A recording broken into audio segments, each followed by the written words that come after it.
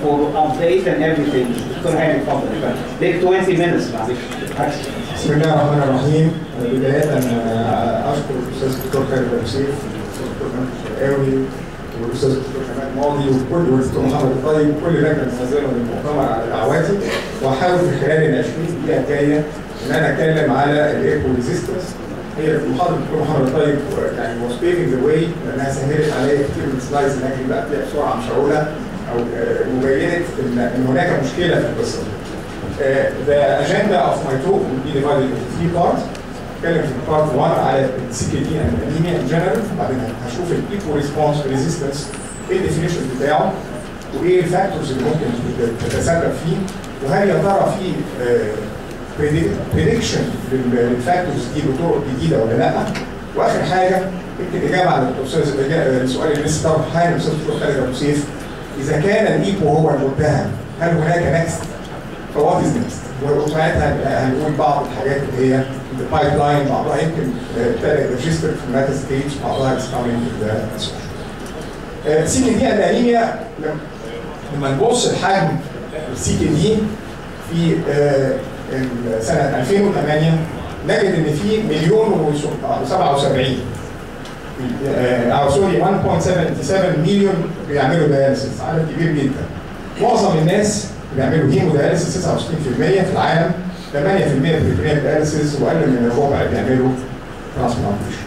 لما نيجي نبص بعدها بسنتين في 2011 تقريبا نجد ان هم زادوا جدا، بدل ما كانوا في السلايد اللي فات زي ما حضراتكم شفتوا 1.77 1 و7 بيزيدوا بدرجه مطرده خالص. عايز افوت الزرار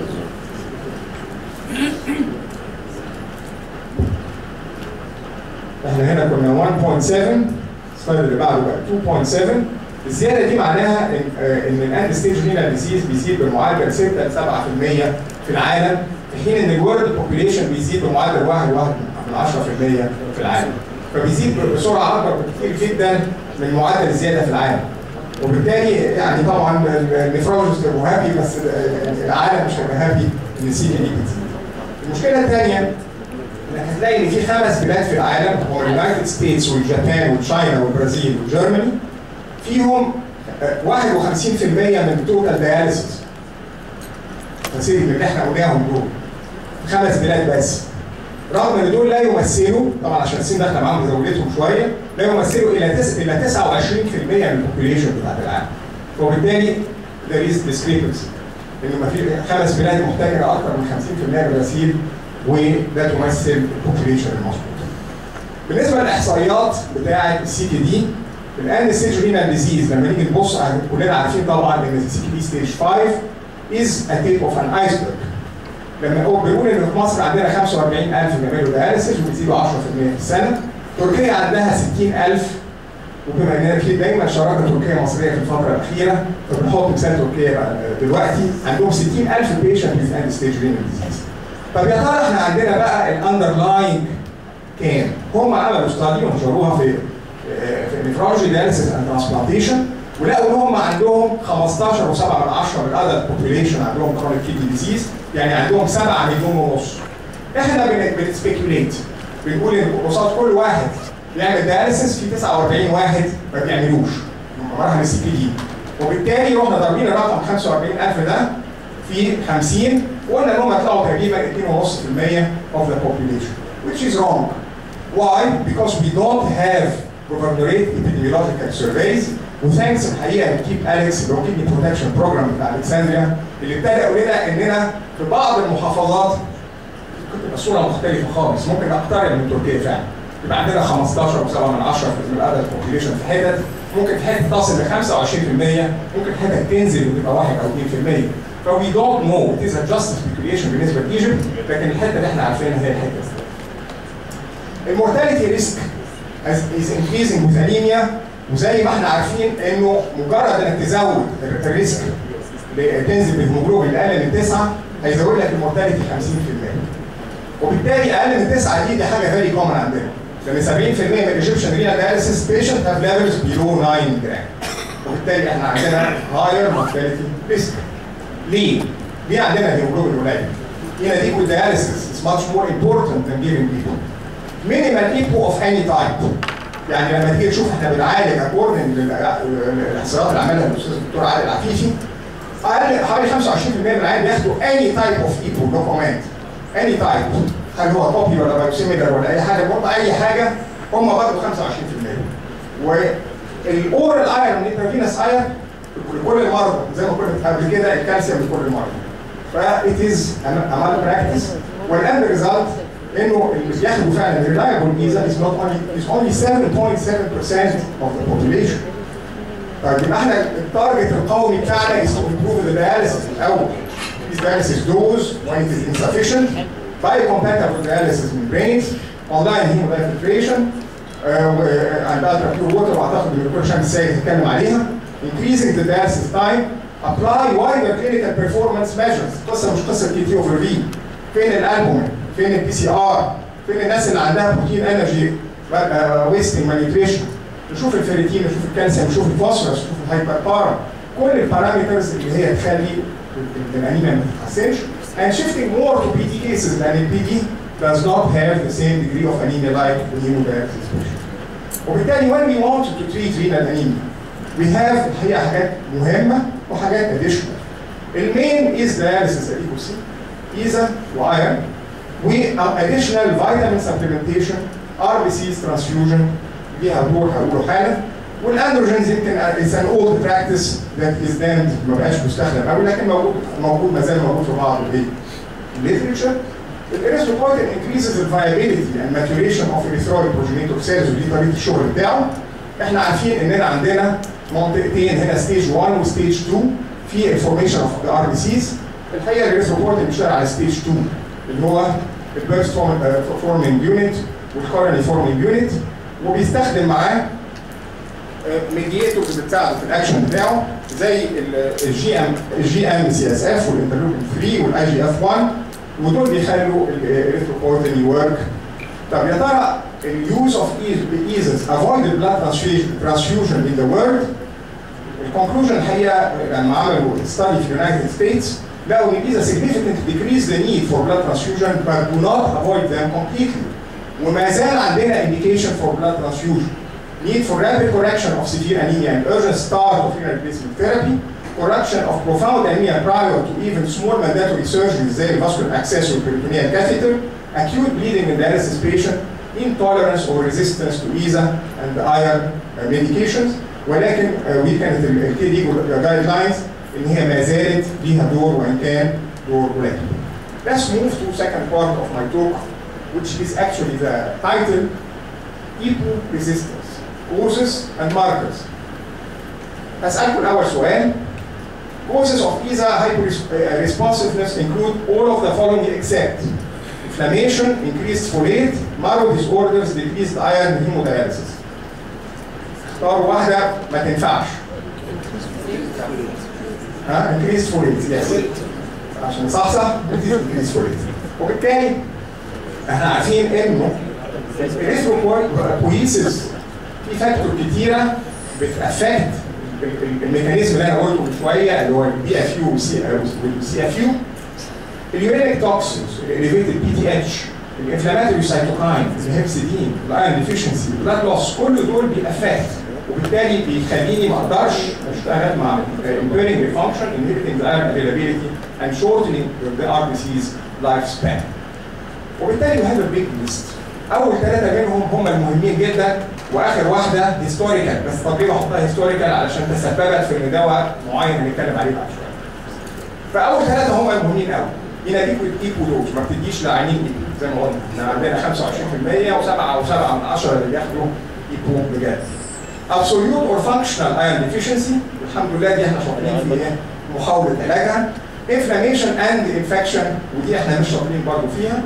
plus Ostitis fibrosa cystica should be suspected when EPO resistance occurs in iron replete patient in the setting of severe hyperbar. Aluminum intoxication كانت مشكلة في مصر now it is rare. Folate deficiency بقى مش هايبر زي ما قلنا. Severe malnutrition. Hemolysis or blood loss يعني أكيد العيان اللي عنده هيموجلوبينوباثي زي السيكل سيل ما تقعدش تعافر وتديله نوت ريسبوند. occult malignancy and suspected hematological disorders. وشفنا حضرتك الريبورت بتاع البريست كانسر وديفرنت ريبورتس جايه من حتت مختلفه بتقول انه اليوز اوف ايكو في الكانسر ما بقاش زي ما كان at a certain time. Presence of HIV infection, angiotensin converting enzyme and ARBs, الانتي-EPO antibodies associated with the presence of neutralizing anti-erythropoietin antibody in patient اللي كانوا بيستخدموا with particular brand of EPO by the subcutaneous route, which is not available anymore. Intercurrent infection الحقيقه is the most common reason for temporary resistance. Chronic inflammation هنا هتبقى ممكن ببساطه الفاسكولار اكسس القديم او الجديد او الكاسيت اللي حضرتك حاططها بتوع انفكشن او الترانسبلانت that has been failed ممكن تبقى source of an infection ودي بنقعد ندي للعيان ايبو and no response. والبلاد لوس والافريج بلاد لوس in a dialysis patient according to this study هو 3 جرام total annual iron loss في السنه 3 جرام ودي توزيعاتي نص جرام رابيد لابوراتوري تيست 1 جرام اكسيدنتال لوسز بلاد ريتنشن هيمودالايزر 1 جرام نورمال ايرون لوسز نص جرام بتنزل ال 3 جرام دي الى 1 جرام بس في البريتونيال دايلسيس عشان كده بنقول اننا البريتونيال ممكن يبقى فيه ميزه في الحته دي.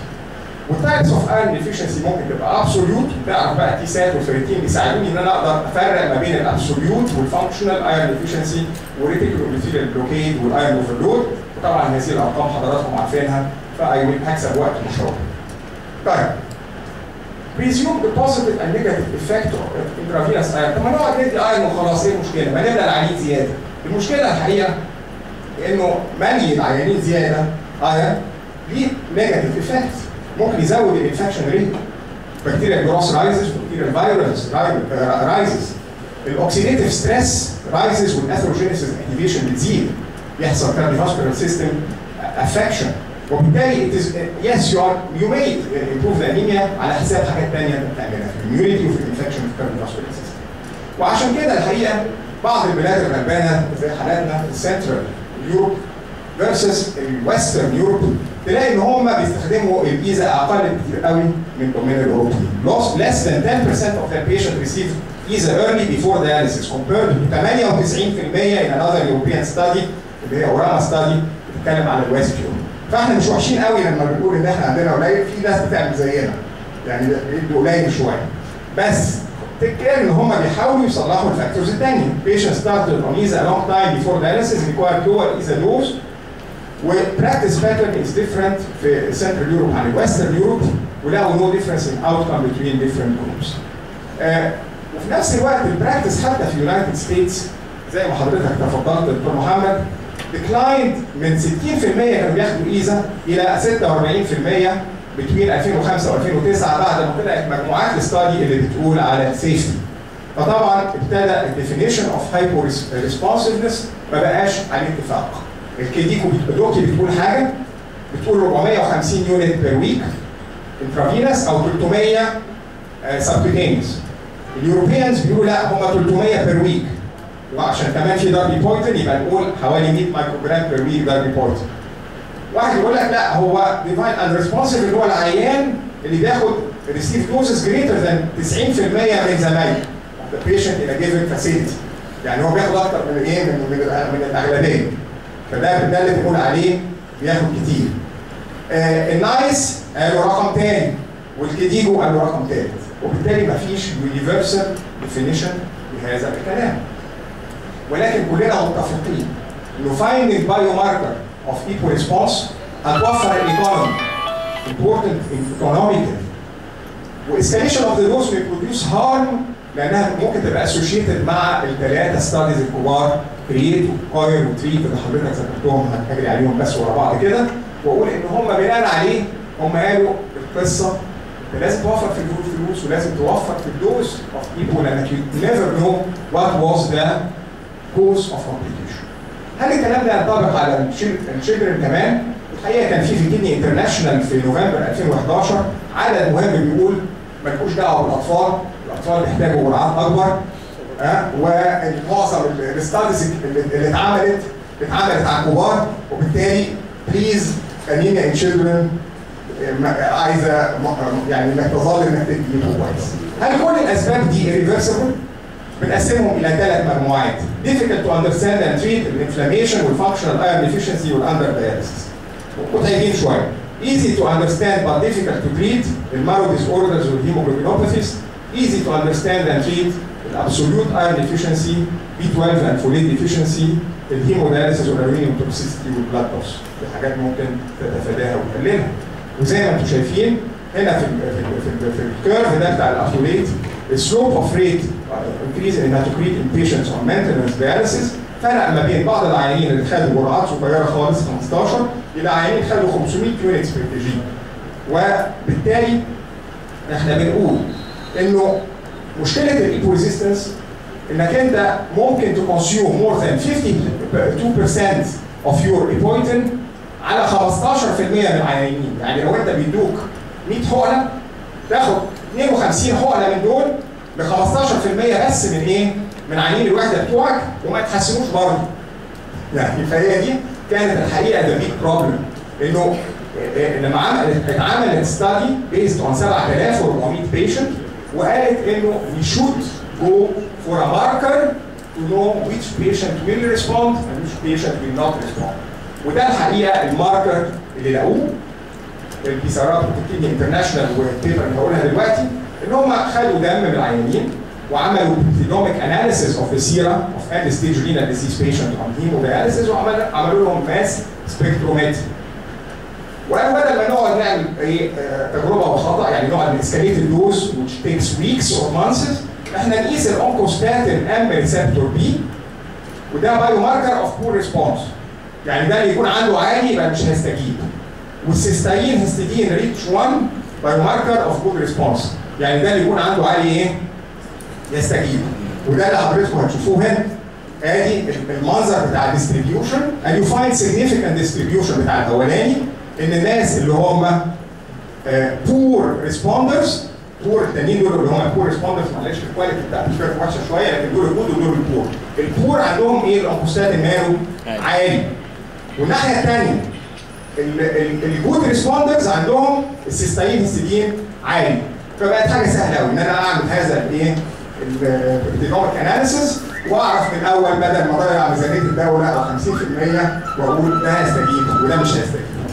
اوكي؟ not all biomarkers of value هم لقوا الحقيقه عيله الانكوستاتين دول 3 بتاع زي ما انتم شفتوا في الرسمه بتاعت البيبر الكتروفوريسيس هم كذا واحده بس احنا بنبسطهم ان هم دول اسره مع بعضهم.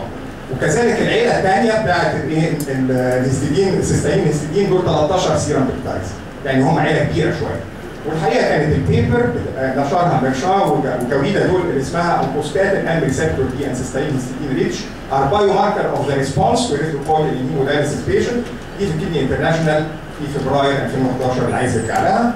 انا حاطط البيبر بس هي نظرا لضيق الوقت مش هخش فيها بالتفصيل. الميزه الحقيقه المهمه قوي بتاعت البيبر دي ان هي تفادت عملت فولو اب فور 6 مانثs لان احنا عارفين انه ترانزيت سايكلينج ودينا 6 مانثs ويمكن السايكلينج هنتكلم عليه دكتور حسين شعيش بعد شويه فهرجع للسلايدز بتاعته بسرعه اشاورها انه بيحصل سايكلينج وان الناس ما بيفضلوش في خلال 6 شهور ثابتين بيفضلوا ينزلوا.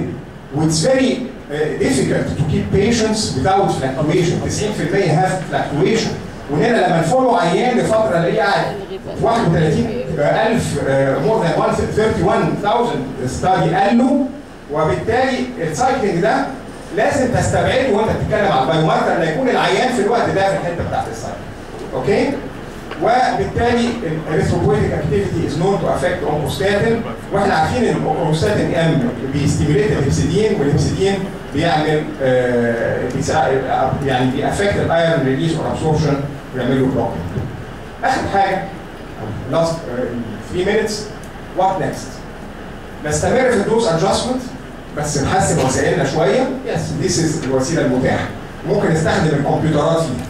new method for determining the dose of ESA وهنا في بيتر جويده قالها جاب 10 عيانين وقعد يتتبعهم ب 6 months ويقعد يسجل على الكمبيوتر الهيموجلوبين بتاعهم وريسبونسبل تو ديفرنت دوزز اوف ESA ويشوف الايرون ويشوف الديفرنت فاكتور ويكتشف ان العيان عنده هايبر بارا عشان كده مش مش مستجيب، او ان العيان ده عنده فانكشنال ايرون ديفيشنسي، وبالتالي ده ساعده انه يصل للتارجت بتاعه 60% decrease in variability with much tighter level of hemoglobin by simply using your computers. فيعني دي I think ان دي وسيله سهله. طب ما فيش وسائل اخرى؟ Yes, we can use. ارجع سلايد لورا. احنا هنتكلم على 4 حاجات عشان ما نطلعش من بعض. هنتكلم ان احنا شورت يعني كده بناء عليه اننا نعمل ايه ريسبتور اكتيفيشن، يعني ده بيشتغل بميكانيزم مختلف، او اريثروبويتد مايميتيك بيبتايد، يعني نخرج خالص بقى من الايزا. زي ما الدكتور خالد بيقول لا احسن يكون الايزا هي اللي ايه؟ اللي بتعمل الكومبليكيشن. طبعا انا هدفي ايه؟ هدفي الهيموجلوبين ولا هدفي الايزا؟ هدفي الهيموجلوبين، العين تتحسن، الانيميا تتحسن، هي دي المورتاليتي فاكتور. طب ما خلاص يبقى نعمل حاجات ثانيه. واحد منهم وصل والتاني في الطريق، يعني واحد بقى ستيج 3 نزل كدواء والتاني في ايه؟ في ستيج 2. اللي نزل اللي هو الهيماتايد بيجايليتد سينثيتيك دايميريك بيبتايد ايزا نوفل امينو اسيد سيكونس انريليتد تو اريثروبويتين. في 2006 كانوا بيقولوا انه فيس 2 وابتدوا عشان كده بجيب لك قصه البي ار سي هنا بتكلم عليها تاني، اللي كانت بتتشخص بالكروستيك كاونت الواطي والليوكوسايتس والبليتس نورمال، عشان كده هي بيور ريد سيل ابليزيا، وان البون مارو اسبريت ويز نورمال سيلولاريتي. كنا بنعالجها بالميونو سبريشن وارتيسيس ترانسفيوجن، والان الكيديجو بتقول عالجوها بالهيماتيد. يعني الهيماتيد نزل فعلا كاريثرومايميتيك بيبتايد without homology to erythropoietin released in the USA، ودي كانت ال 1 بي ريكومنديشن بتاعت الكيديجو. بما انه نزل بقى يبقى هو لسه ما نزلش في يوروب الحقيقه، ابتدى يبقى له اسم، هذا الاسم هو البيجينيساتايد، وهذا البيجينيساتايد اتعمل له ماني ستاديز، بيرل 1 وبيرل 2 وايميرالد 1 وايميرالد 2، وزي ما قلنا الهاف لايف بتاعته من 60 ل 70 اورز، وبيتاخد مره واحده في الشهر. ولما نيجي نبص هل في اذر ويز اننا نافكت غير قصه الهيماتايد ده؟ يس، احنا قلنا ريسبتور ستيميوليتور والهيماتايد. الحاجه الثانيه هنشتغل على الاتش اي اف او الهايبوكسيا انديوسبل ترانسكريبشن فاكتور. الهايبوكسيا انديوسبل ترانسكريبشن فاكتور ليه رول مهم جدا، واف اي سكسيد in affecting البروتين هيدروكسيليز انزيم اللي هو بينترفير معاه، ممكن احسن الموقف. ازاي بقى؟ فقال له هايبوكسيا انديوسبل فاكتور ستابيلايزر، واتخانقت الشركات عشان تحاول تنتجه. واحده سميته اف جي 2216 والثانيه اف جي 4592، مش عارفين مين فيهم اللي هيسمع. فإتيز أبرولين هيدروكسيليز انهبيتور، مثله بيتاخد اورالي فور تريتمنت اوف انيميا. سنه 2006 كان في فيس 2، احنا دلوقتي بقينا في 2012، فطبعا عدى وبيستيميليت ايون ابسوربشن اند سبريس ذا نيجاتيف افكت اوف برو انفلاماتوري سيتوكاين او بلاد سيل برودكشن، وإليسيتس اندوجينس ايبونيفريتيك اند انفريك داياليسيس بيشنت. دي حاجه غريبه انه بيشتغل حتى لو مفيش كيدنيز، فدي حاجه مهمه جدا. وده كانت اتنشرت في جيسون في 2010. والحقيقه will avoid high serum erythropoietin level and have multiple pro-erythropoietic effects. ودي الستاديز اللي اتعملت على هذا الريف، وده زي ما حضراتكم شايفين الكيوميولاتيف هيموجلوبين ريسبونس تؤثر جي 4592 بديفرنت دوزج، وزي ما انتم شايفين there is a good response according to Bizarre declared في American Society of Nephrology 2010. اخر حاجه ايبوجين ترانسفير. نعمل ايه؟ نعمل حاجه لطيفه قوي. اول بيشنت هناخد الايبوجين ونحطه تحت الجلد، يعني ونخليه يبتدي يطلع ايبو، ودي الطريقه اللي هي النيتين مكتوبه. All patients showed increased EPO production, most showed sustained elevation of hemoglobin level, the primary endpoint, with hemoglobin range of 10 to 12 was achieved for 6 to 12 months without receiving additional EPO injections. With yes, slides بالظبط. EPO secretion and hematocrit value في المايسس implanted ترانس ديرمالي في المايكرو ايبيديرمس، وزي ما حضراتكم شايفين في تحسن في مستوى الهيموجلوبين وفي تحسن في مستوى الهيماتوكريت، لكن ما فيش رايز في مستوى الايكو في الدم. يبقى ده حقق الهدف برضه.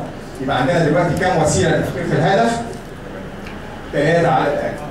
واحده الهيماتايد which is released in the United States، والثانيه الهيف ستابلايزر اللي هي في فيز 2، والثالثه المايكروديرمال امبلانتيشن اللي هي بتحقق الهدف بس لسه ما بقتش تستخدم على سكيل كبير.